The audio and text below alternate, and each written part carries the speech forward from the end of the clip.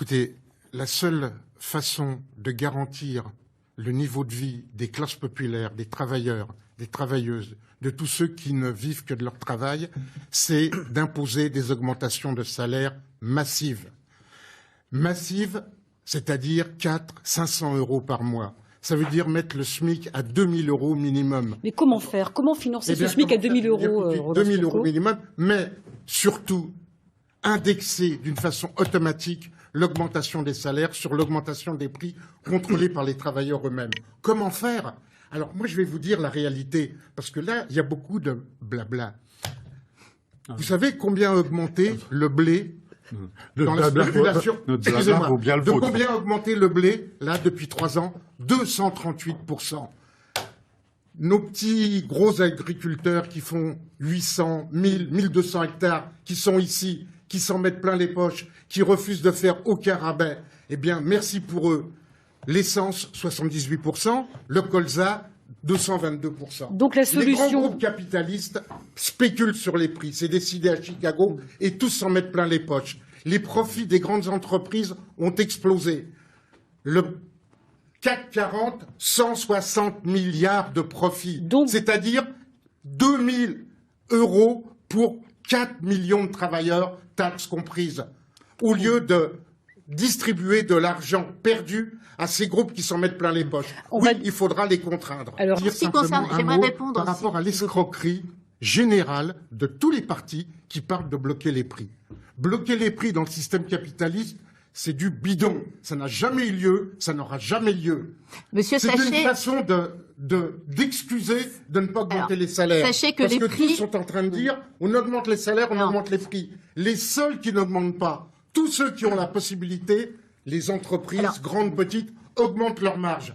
Mais au bout du compte, les salaires ne bougent pas. Si c'est possible de répondre là-dessus, s'il vous plaît. Qui doivent augmenter. Roland Spirko, on va laisser... Les promesses, ce sont des promesses bidons. Jamais les députés, les gouvernements n'ont rien fait depuis 30 ans pour améliorer la situation des travailleurs.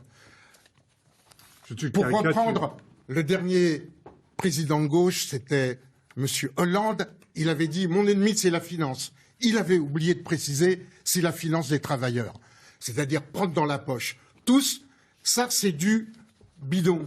Ce sont les grands groupes capitalistes qui mènent le monde et vous êtes à leur service. Merci. Et ces grands groupes capitalistes, personne ne doit dire, ce qu'il faut leur imposer, c'est la répartition du travail entre tous, sans aucune perte de salaire. Merci. Et c'est possible parce que ces groupes capitalistes croulent sous les propres. Merci beaucoup. Il faudra le faire par la force. Je peux vous rejoindre. Des travailleurs. Je peux vous rejoindre. Monsieur Spirko, d'aujourd'hui que nous devons défendre. Roland Spirko, faut-il donc imposer aux médecins de s'installer là où on manque de médecins? D'abord, le problème, il y a quand même un petit constat à faire, c'est que malgré la crise Covid, le gouvernement a fermé 17 000 lits.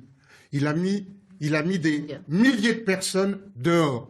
Et ce qu'il faut, bien sûr, embaucher, c'est les aides-soignantes, les ASH, les infirmières, les ouvriers des techniques, parce qu'à l'heure actuelle, on parle des engorgements des urgences. Pourquoi?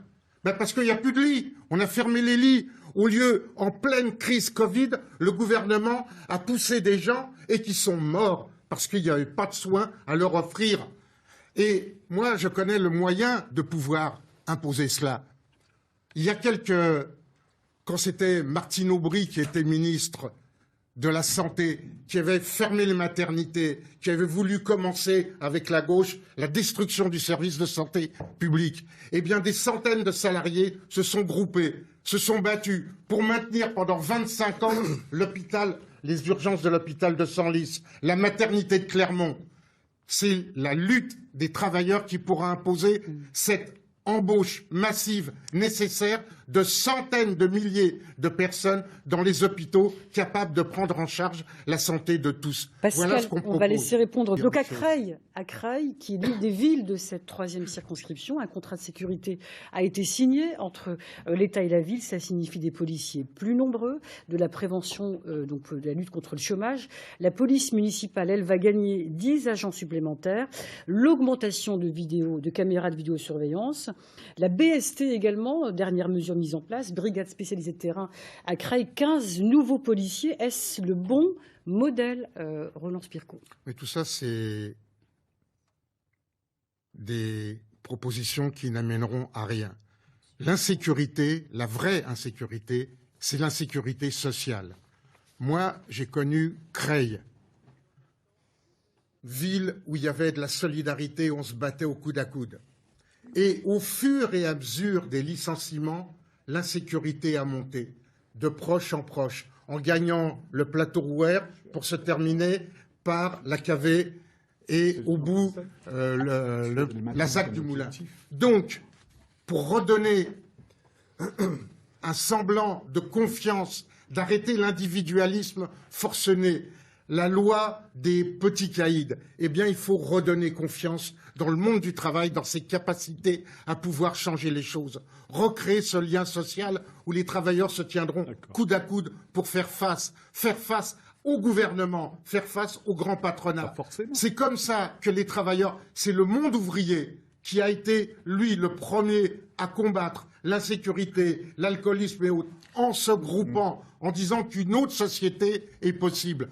Combattre l'insécurité, c'est donner un espoir à un autre monde aux travailleurs, en se battant et en renversant cette société pourrie. Pascal, je suis avec vous, Roland Spirko, donc vous êtes candidate de Lutte ouvrière. Votre minute pour conclure. Je voudrais m'adresser à mes sœurs et frères d'exploitation. Le vote ne changera pas la vie.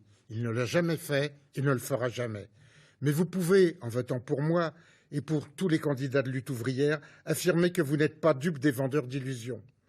Nous, le monde du travail, nous sommes tout. C'est nous qui faisons marcher la société. Nous pouvons arracher par nos justes revendications en prenant sur les profits indécents de ces grands groupes capitalistes. Et comme le dit le chant des travailleurs, ni Dieu, ni maître, ni tribun, producteurs, sauvons-nous nous-mêmes.